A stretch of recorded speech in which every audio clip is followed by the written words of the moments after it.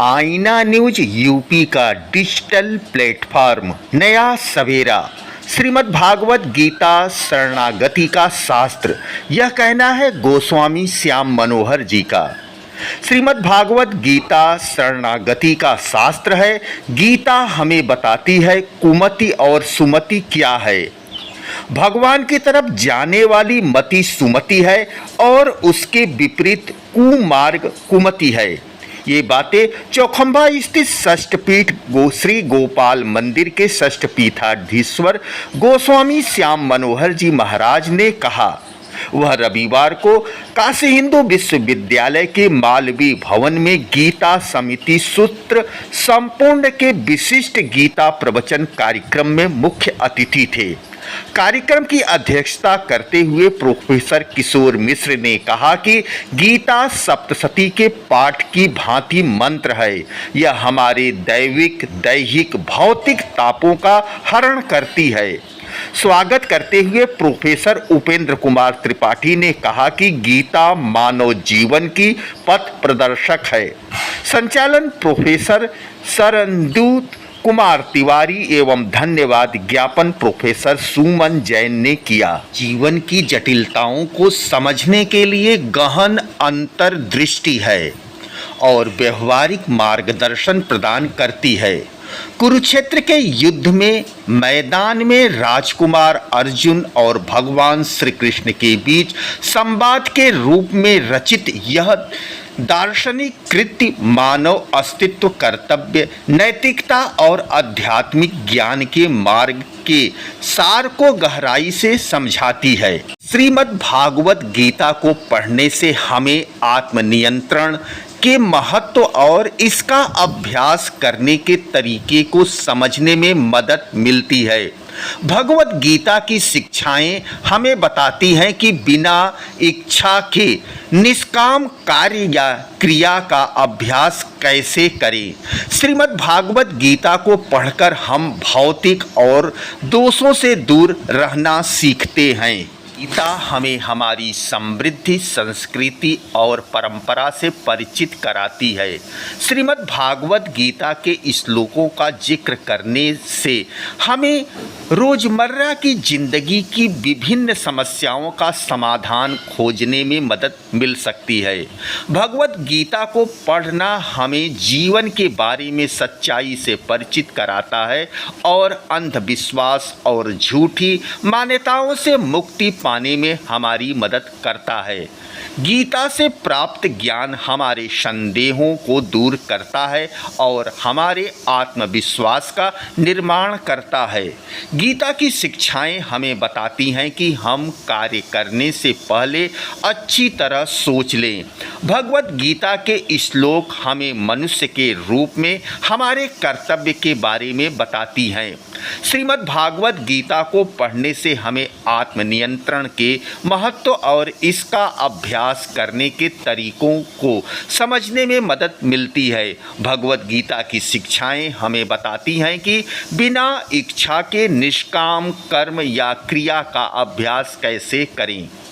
श्रीमद् भागवत गीता को पढ़कर हम भौतिकता और दोषों से दूर रहना सीखते हैं। भगवत गीता को पढ़ने से हमें जीवन का एक अलग नज़रिया मिलता है। कुरुक्षेत्र के युद्ध में होने से ठीक पहले अर्जुन भ्रमित और उदास महसूस कर रहा था। उसने लड़ने से इनकार कर दिया क्योंकि वह अपने कार्यों के परिणाम की कल्पना करने में विफल रहा। चीज़ों को सही तरीके से समझना हमें यह समझने में मदद करने में महत्वपूर्ण भूमिका निभाती है कि हमें क्या करना चाहिए, हमें यह क्यों करना चाहिए। चीज़ों की योजना में हमारी भूमिका और वे हमारी दृष्टिकोण को कैसे आकार देते हैं। अपने अनुभवों के आधार पर हम एक निश्चित तरीके से सोचना सीखते हैं। धीरे धीरे हम यह मानने लगते हैं कि केवल हमारी मान्यताएं ही सही हैं और जो हमसे भिन्न हैं वह गलत हैं। इसलिए अपने बच्चों को यह सिखाने में मदद करें कि दूसरों की भावनाओं को समझना जरूरी है, लेकिन उनकी राय से सहमत होना अनिवार्य नहीं है। उसे दूसरों की दृष्टिकोण से स्थितियों को देखने के लिए प्रोत्साहित करें। श्रीमद् गीता के अनुसार सब कुछ बदलता है। हम जानते हैं कि हमारे शरीर भावनाओं और धारणाओं के साथ साथ हमारे आसपास की हर चीज़ प्रवाहित की स्थिति में है।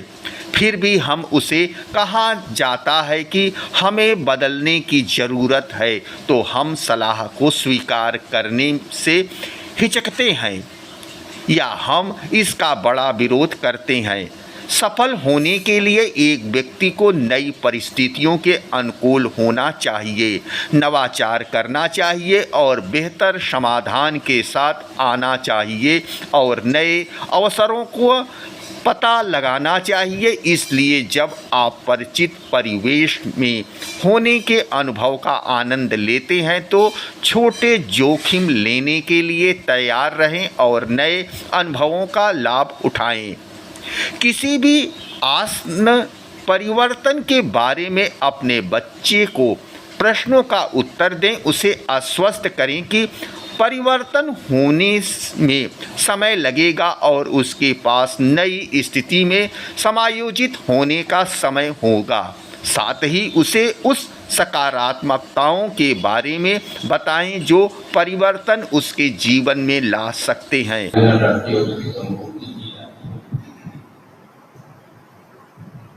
समग्र भगवत गीता के विषय में थोड़े समय में बताना बहुत कठिन विषय है। भगवत गीता तो उसका क्षेत्र बहुत विस्तृत है, विशाल है, परंतु उपक्रमों को संवाहन न्याय से जब हम विचार करते हैं तो सर्वप्रथम हमको एक बात को समझने की आवश्यकता होती है कि श्रीमद् भगवत गीता का मुख्य प्रयोजन और मुख्य उसका उद्देश्य क्या है। इस विषय को हमको सोचने की आवश्यकता है। भगवत गीता में कर्म सिद्धांत भी है, ज्ञान सिद्धांत भी है, भक्ति सिद्धांत भी है। इन तीनों में से क्योंकि मार्ग तो तीन ही है, योगाश्रयो मया प्रोक्ता नृणाम श्रेयो विधिस्तया ज्ञानम कर्म च प्रतिष्ठ्य नोपायो न्योस्ति कुत्रचित्। ये स्पष्ट भगवत आज्ञा है श्रीमद् भागवत में। ज्ञान, कर्म और भक्ति, इन तीन के सिवाय और मार्ग उपायों न्योस्ति प्रतिष्ठित, कोई भी दूसरा उपाय नहीं है। तो इन तीन मार्गों से जब हम विचार करते हैं तो भगवत गीता आखिर कर्म सिद्धांत है, ज्ञान सिद्धांत है या भक्ति सिद्धांत है, इस पर हमको विचार करने की आवश्यकता है। उसमें जब हम उपक्रमों को संवाहन न्याय से विचार करते हैं, किसी भी ग्रंथ का हम जहां तक समझे हैं, उपक्रम और उपसंहार, ये दोनों चीज पर जब तक हम ध्यान नहीं देंगे तब तक उसका उद्देश्य क्या है हम समझ नहीं पाएंगे। जैसे श्रीमद् भागवत में जन्माद्यस्य से प्रारंभ हुआ।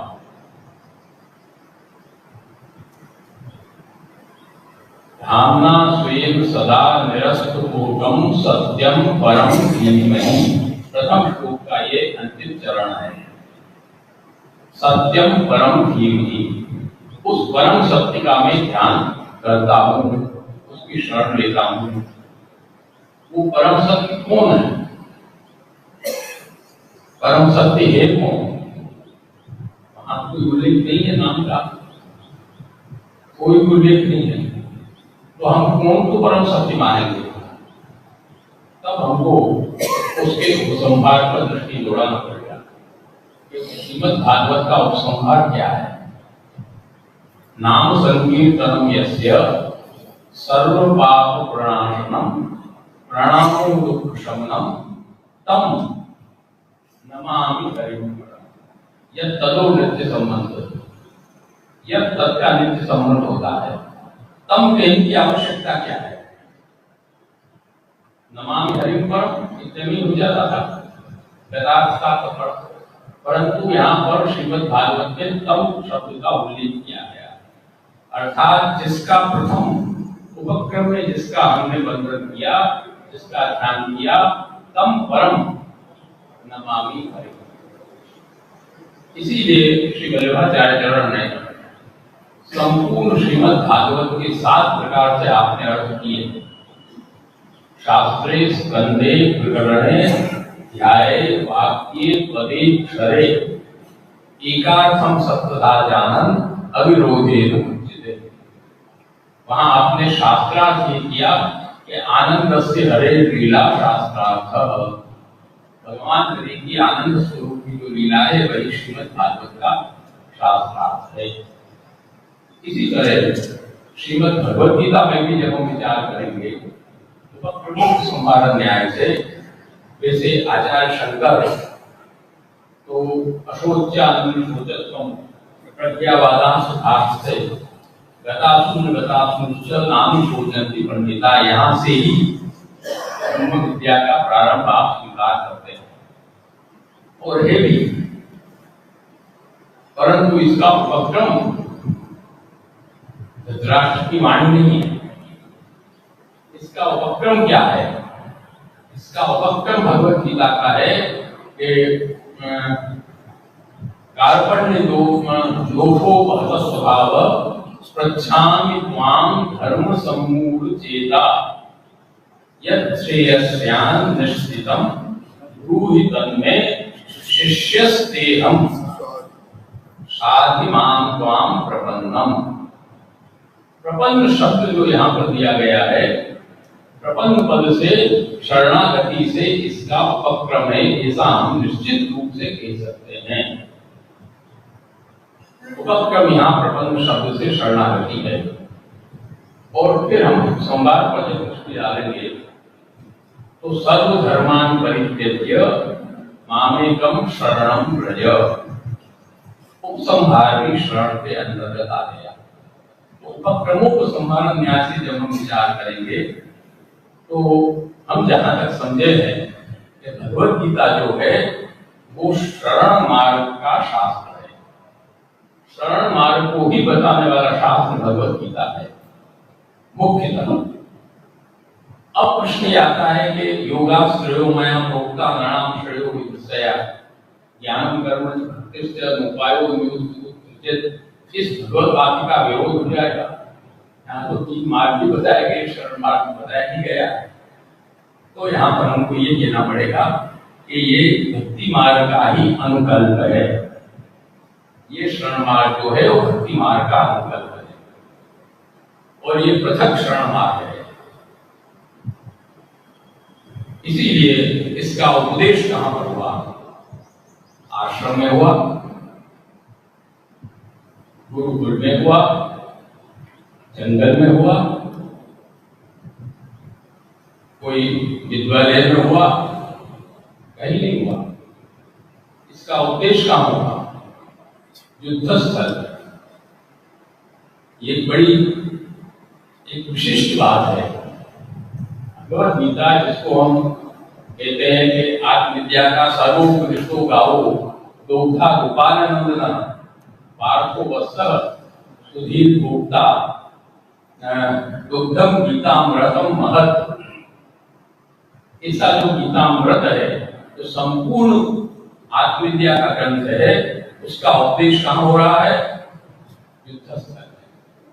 और वो भी दोनों सेनाएं आमने सामने खड़ी हैं और बीच में रथ पर विराज कर उपदेश वहां हो रहा है और कहीं नहीं हुआ उपदेश। और यहाँ पर भी एक बड़ी विचारणीय विषय है। यहाँ पर भी जब अर्जुन को प्रथम अर्जुन विषाद योग है, 18 अध्यायों के जो अलग अलग योग हैं, प्रथम अर्जुन विषाद योग है। और विषाद भी उसको कैसे हुआ? जब देखा सब सामने खड़े हैं, सगे संबंधी गुरु भाई लोग। आप देखिए अर्जुन ने जब प्रारंभ क्या किया,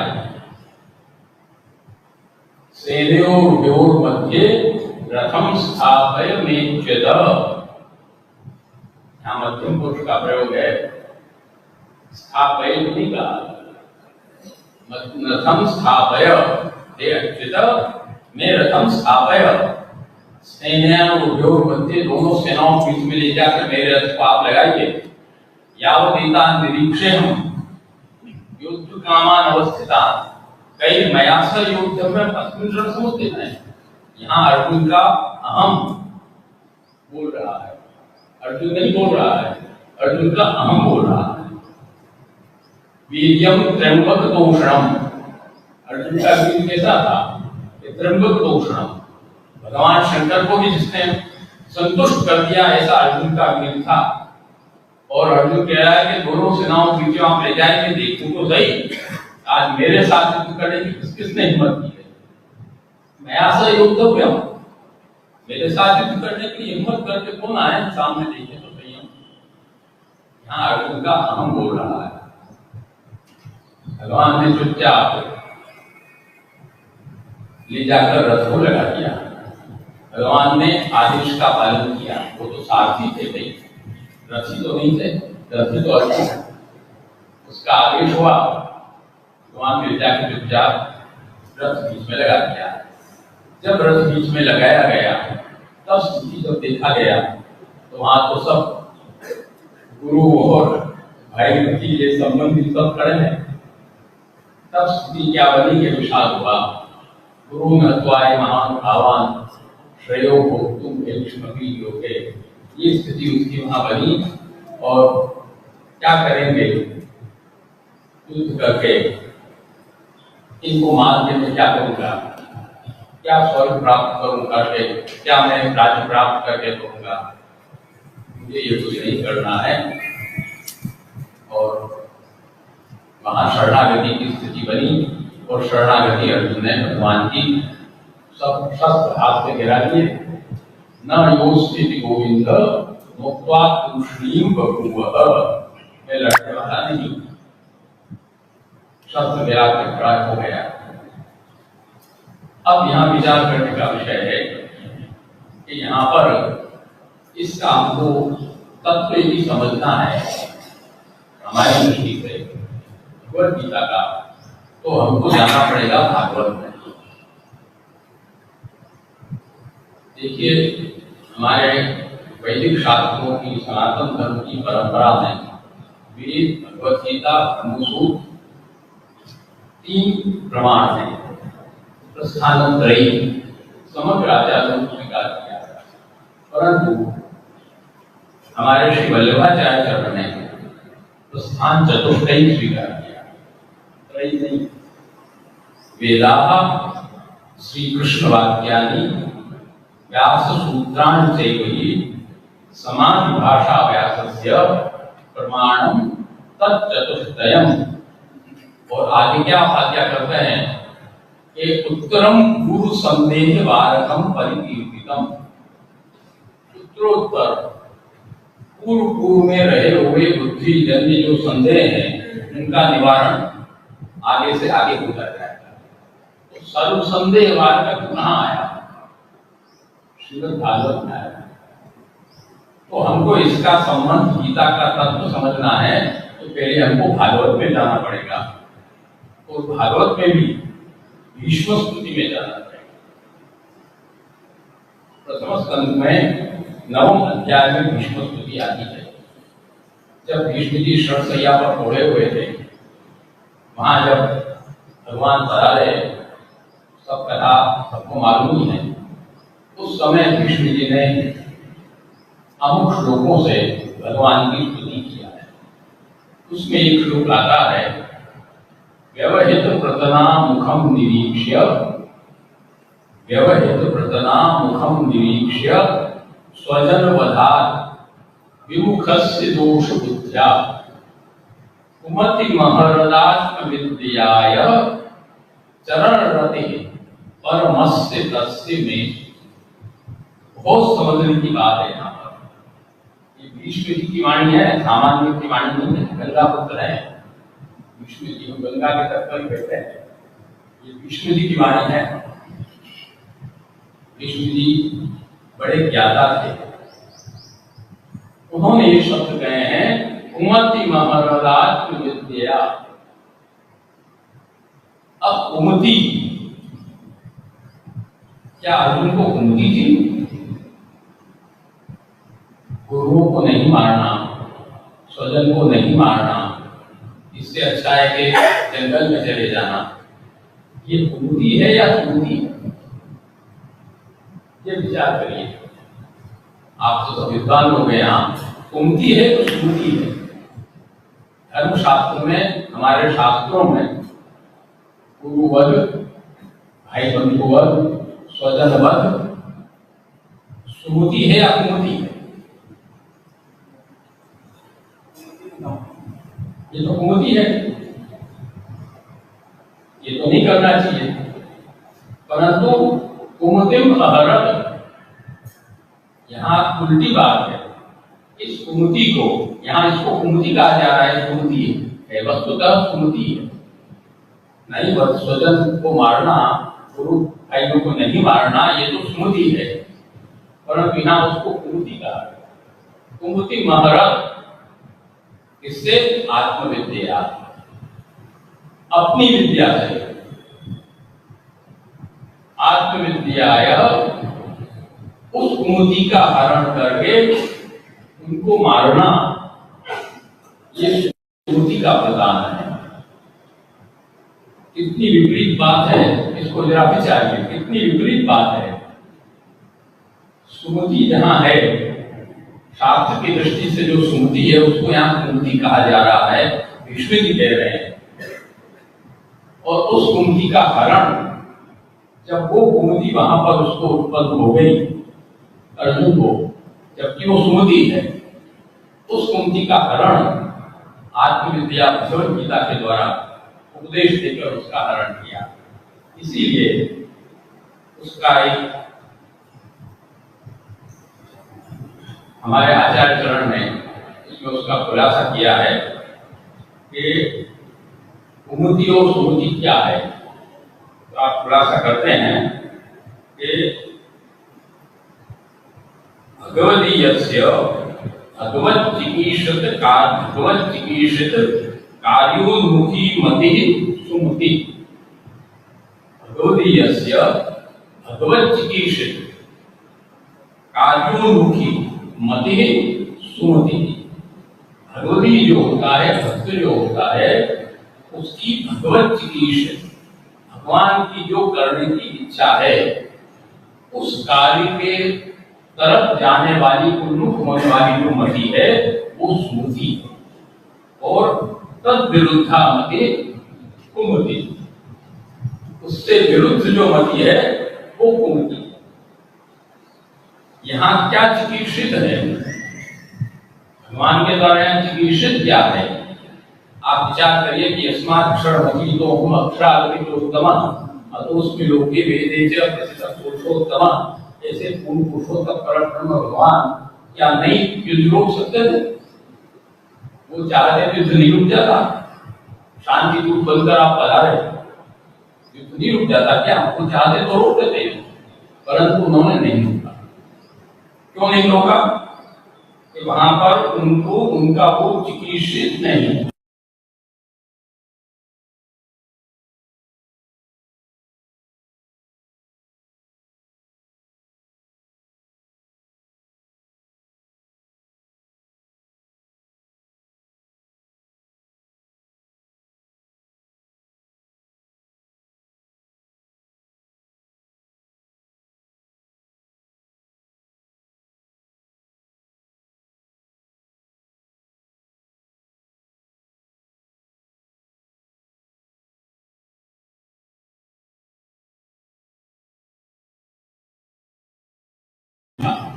शास्त्री बुद्धि उत्पन्न हुई और वो बुद्धि उत्पन्न होने से उसके अंदर ये स्मृति आई, धर्मशास्त्री स्मृति आई कि नहीं मारना चाहिए, परंतु वो वहां पर भगवत चिकित्सित नहीं था, इसलिए वो कुंती बन गई और उस कुंती का हरण केवल भगवत गीता ही कर सकती थी और किसी में शक्ति नहीं है उस कुंती का हरण कर दे, वो भगवत गीता ही कर सकती है। भगवत चिकित्सित कार्योन्मुखी मति भगवत गीता ही दे सकती है, दूसरा नहीं दे सकता।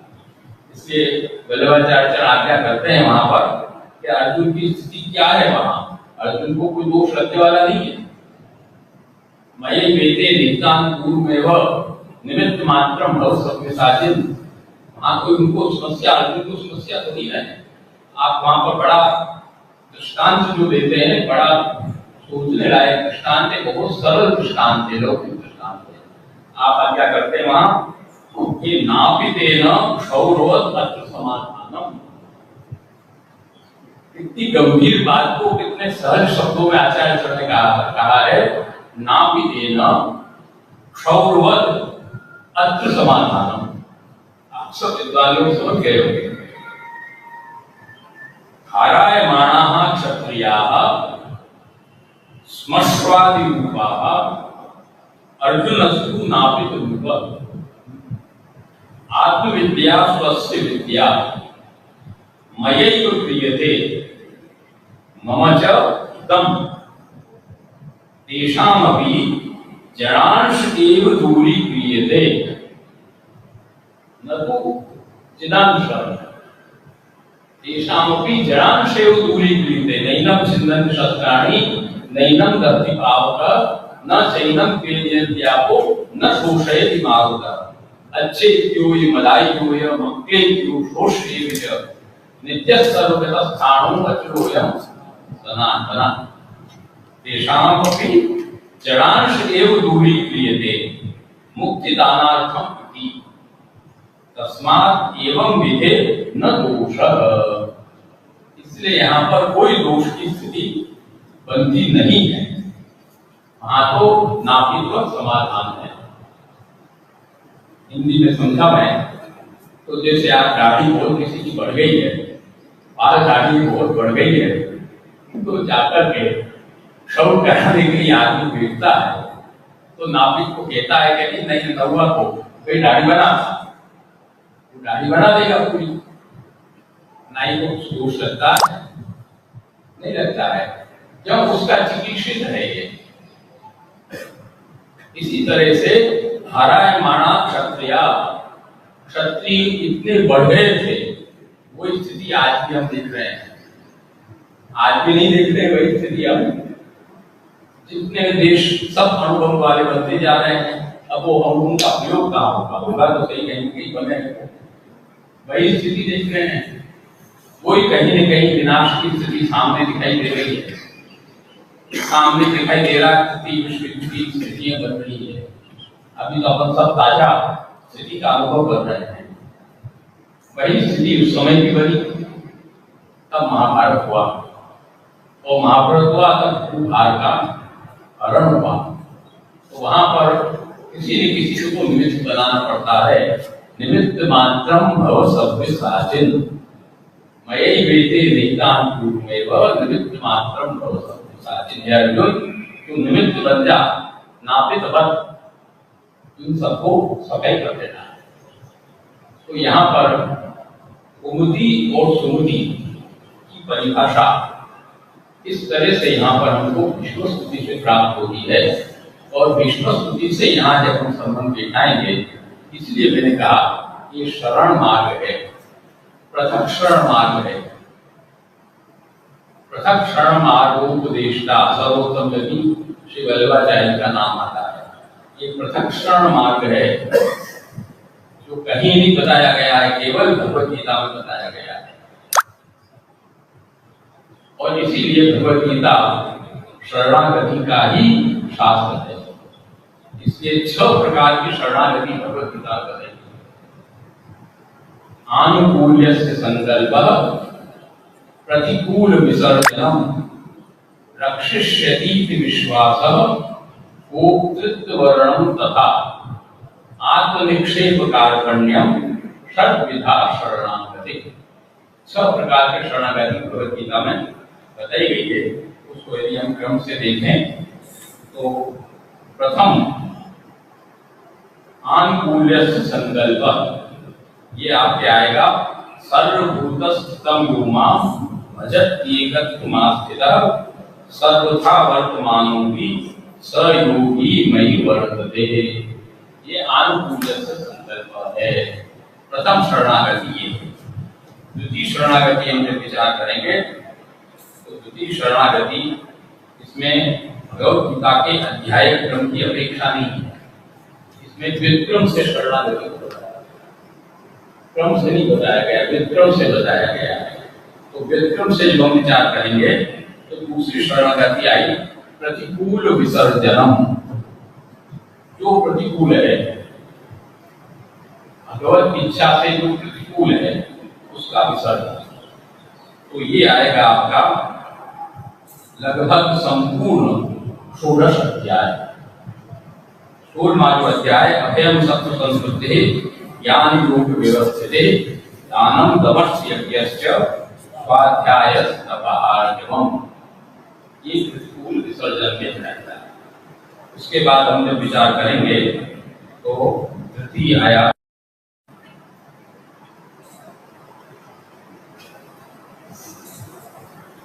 रक्षिष्यति विश्वास, विश्वास की दृढ़ता, प्रभु हमारी रक्षा करेंगे। ये दृढ़ता हमारे हृदय में की आवश्यकता है। ये दृढ़ता क्या है? अनन्यास चिंतयन्तो मां ये जना परिपास्ये तेषां नित्याभियुक्तानां योगक्षेमं वहाम्यहम्। उसके बाद चतुर्थ आया रक्षिष्यति विश्वासः भोक्तृत्ववर्णं तथा। ये आ गया अपना पूरा एकादश स्कंद तो है ही वैसे, परंतु उसमें भी 43 से 45 है।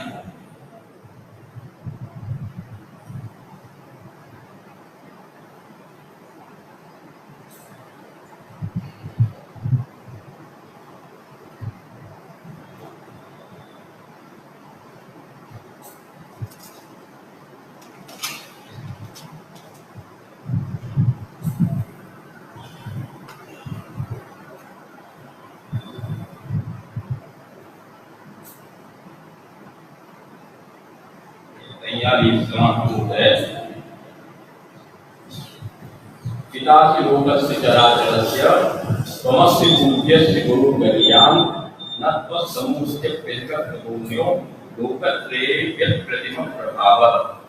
यहाँ से लेकर के 45वां को आया किरीटिनं गदिनं चक्रहस्त, ये 45 श्लोक। उसके बाद आया पंचम भोक्तृत्ववर्णम तथा और कार्पण्यम। आत्मनिक्षेप अलग है, छठा है कार्पण्यम पंचम। कार्पण्य में आ गया दृष्टा करालानि मुखानि दृष्टि कालानुसंधितानि दिशो न जाने न लभेत शर्मा वसीन देवेश जगन्निवास। यहाँ से लेकर के 25वें श्लोक से लेकर के 31वें श्लोक तक ये आया कार्पण्य। और आत्मनिक्षेप ये आ गया सीधा सर्वधर्मान् परित्यज्य मामेकं शरणं व्रज। इस प्रकार से 6 प्रकार की शरणागति पूरे भगवद गीता के अंदर विस्तृत रूप से बताई गई है। और वैसे आदि मध्य संवाद से भी देखें तब भी प्रबंध शब्द से उपक्रम हो गया, निवास शरण सुरत नवम अध्याय से मध्य में शरणागति हो गई और सर्वधर्मान से समापन की शरणागति हो गई। इस प्रकार से भगवद गीता में संपूर्ण शरणागति शास्त्र को हम निश्चित रूप से कह सकते हैं। और शरणागति का जहाँ तक प्रश्न है, वहाँ शरणागति में केवल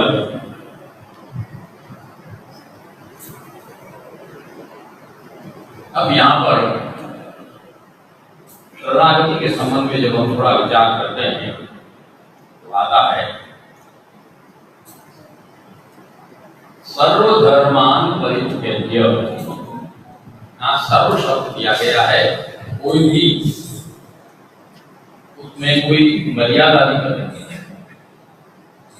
इसको आप असंकुचित अर्थ में भी ले सकते हैं, संकुचित अर्थ से भी ले सकते हैं, पर यहाँ असंकुचित अर्थ से ही लिया गया है, क्यों कहीं कोई इसका नियमन नहीं बताया गया है। तो सर्वधर्म से जब हम विचार करते हैं तो ज्ञान, कर्म, उपासना, भक्ति मार्ग, इन सब धर्मों को छोड़कर कोई भी वहां बचा नहीं। सर्वधर्मान परित्यज्य माम एकम, माम शरणं व्रज नहीं कहा। माम कहते तो ठीक है, परंतु एकम कहा, एक शब्द भी वहां लगाया है, माम एकम। बड़ों की जो वाणी होती है, भगवत वाणी होती है, देखिए एक बात बीच में कह रहे हैं, वेद जो भगवान की अव्यक्त वाणी है, निश्वास निष्पसितमस्य वेदा, भगवान की अव्यक्त वाणी है। उस अव्यक्त वाणी के अंदर से उसके क्या तात्पर्य है, ये समग्र आचार्यों ने अपनी तपस्या, अपनी साधना, अपनी विद्वत्ता, अपनी भगवत कृपा, जो भी आप कहें, उनके माध्यम से उस वेदों के अर्थों को प्राप्त किया। ये तो अव्यक्त वाणी। इसीलिए श्री वल्लभाचार्य चरण, इसलिए हम पहले भी यहाँ कह चुके हैं,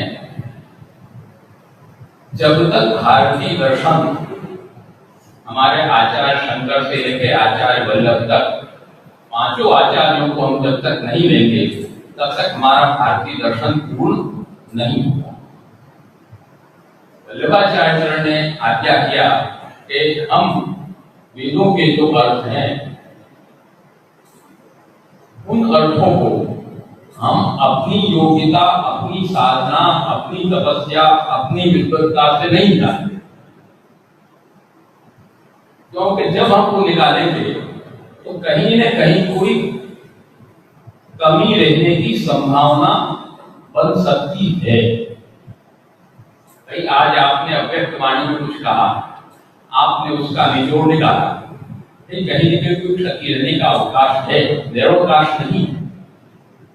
इसलिए आचार्य चरण क्या आज्ञा करते हैं कि हमको वेदों के तात्पर्य को कैसे लेना है, तो आज्ञा करते हैं कि कृष्ण वाक्यानुसारेण, ये व्यक्त वाणी है, वो अव्यक्त वाणी है। एक ही व्यक्ति की वो अव्यक्त वाणी है, ये व्यक्त वाणी है। भगवान की वो अव्यक्त वाणी है निश्वास, और ये व्यक्त वाणी है। तो कृष्ण वाक्यानुसारेण शास्त्रार्थम ये वदन्ति ते ही निश्चयेन ते ही भागवता प्रोक्ता शुद्धास्ते ब्रह्मवादिना।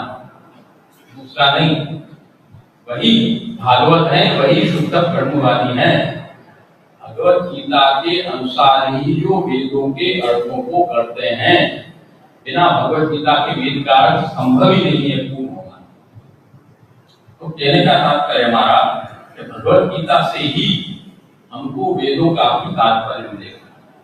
गीता सुगीता कर्तव्या मन शास्त्र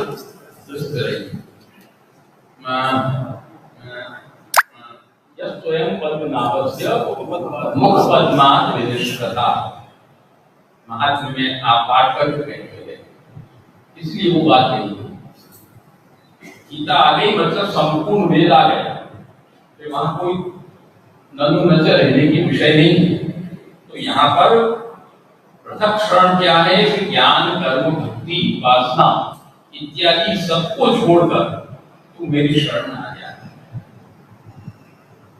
यहाँ पर आप देखिए भगवत गीता में भी प्रथम उपक्रम प्रबंध शब्द से हुआ, परंतु वो सब होने के बाद सर्वभूयतमं भूयः शृणु मे परमं वचः,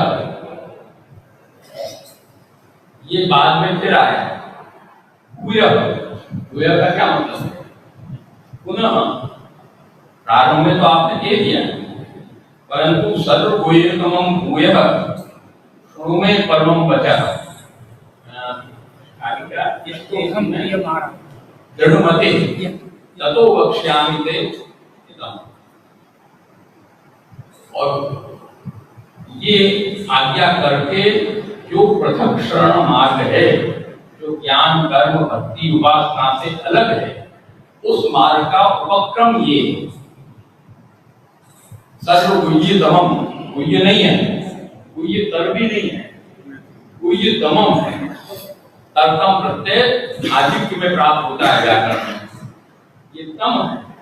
सर्वगुह्यतमम् भूयः पुनः शृणु मे परमं वचः, मेरे परम वचन को तो सुन। और वो उपक्रम करने के बाद फिर आपने संवाद किया क्या, सर्वधर्मान् परित्यज्य मामेकं शरणं व्रज।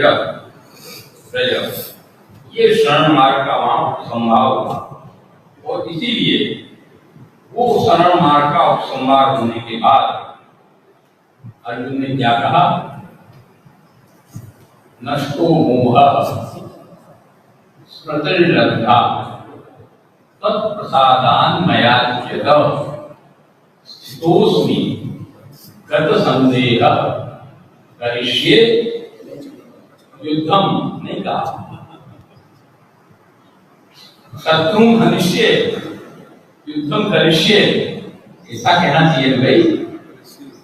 जिस विषय से चर्चा चली थी, युद्ध नहीं करने से तो चर्चा उठी थी, युद्ध नहीं करेंगे हम, शस्त्र छोड़ देंगे, यहां से चर्चा उठी थी, तो उसको ये कहना चाहिए ना अंत में जाकर, हाँ आज मैं युद्ध करूंगा, शत्रुओं को मारूंगा, राज्य को भोगूंगा, शत्रु हनिष्ये युद्धम करिष्ये राज्यम भोक्ष्ये, ये कहना चाहिए।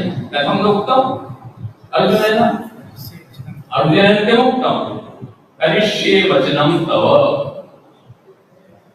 न युद्ध करूंगा, न शस्त्रों को मारूंगा, न राज्य भोगूंगा, मैं केवल आप होगे वो करूंगा। क्योंकि नष्टो मोह, मेरा मोह नष्ट हो गया है, कुमुदी सुमुदी वाला मोह नष्ट हो गया। भगवत की स्थिति हमको करना है। स्मृतिर्लब्धा, मेरा जो अंदर जीवत्व है, अंशत्व है, भगवत अंशत्व है।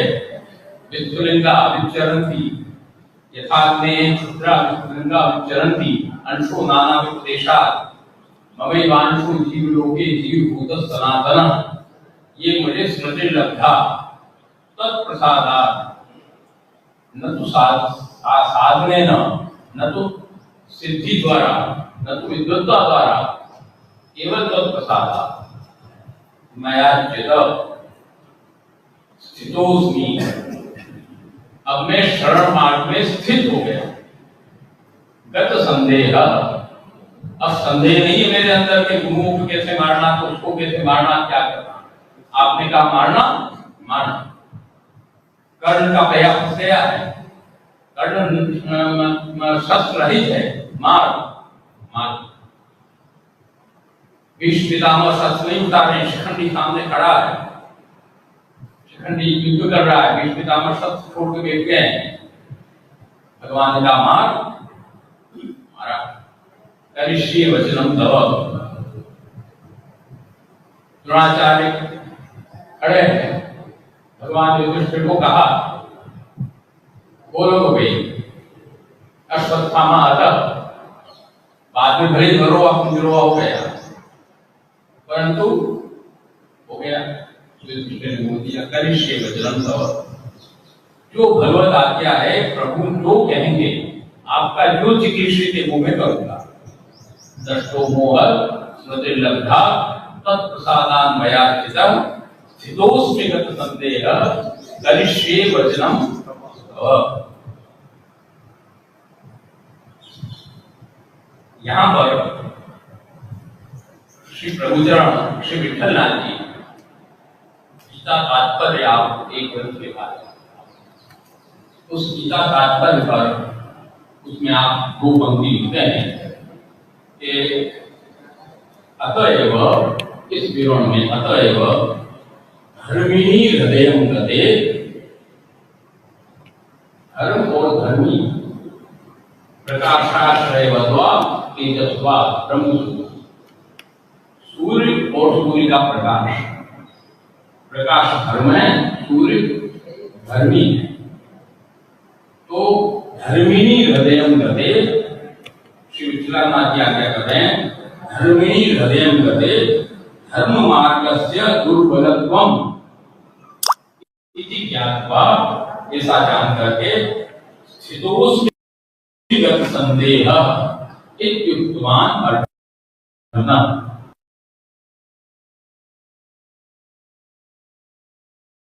आपको भाग्यो प्राप्तम सेवेतु निर्मम।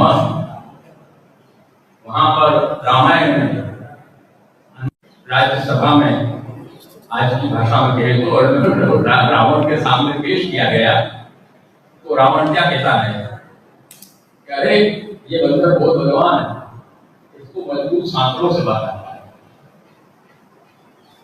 आता है कि रामायण। अब हनुमान जी हंसते हैं, हनुमान जी हास्य करते हैं। उनके हास्य के अंदर व्यंग्य क्या है कि जिसका पुत्र इतना विद्वान, उसका पिता इतना मूर्ख, जिस पुत्र ने तो मुझे बांधा से, और उसका पिता ऐसा पाले को छुड़वा दे रहा है सांकरों से बांधकर। तो ब्रह्मास्त्र ने जब हनुमान जी को बांध दिया, हनुमान जी बन गए। वो ब्रह्मास्त्र की मर्यादा उनके धागे का बंध नहीं था, वो ब्रह्मास्त्र की मर्यादा थी, हनुमान जी बंधे थे। परंतु जब उस पर अविश्वास हुआ और जब सांकरों से बांधा गया, तो ब्रह्मास्त्र स्वतः हो गया, हनुमान जी। इसलिए कहने का तात्पर्य कि भगवत गीता बहुत विस्तार हो जाएगा इस विषय का, तो कहने बैठेंगे तो भगवत गीता है वो शरण का शास्त्र है,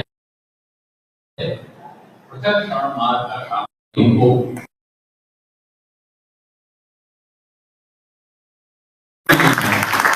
उस भगवत गीता का क्रम मत और संवाद, जिन्होंने शरणागति का उपदेश, जो संसार है यह भी एक युद्ध है। आदमी जीव जब जन्म लेता है, जन्म से लेकर मृत्यु पर्यंत वो युद्ध ही करता है। ये भी एक युद्ध है, इतना विस्तृत है कि कितना भी थोड़ा कहो तो समझ को कहने में थोड़ा समय लग जाता है।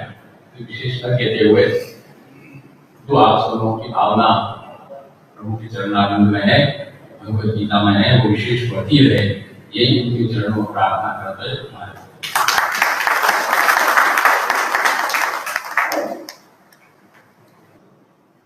और पूज्य श्री का यह व्याख्यान हमारे अध्यात्म मार्ग में बाध्य है।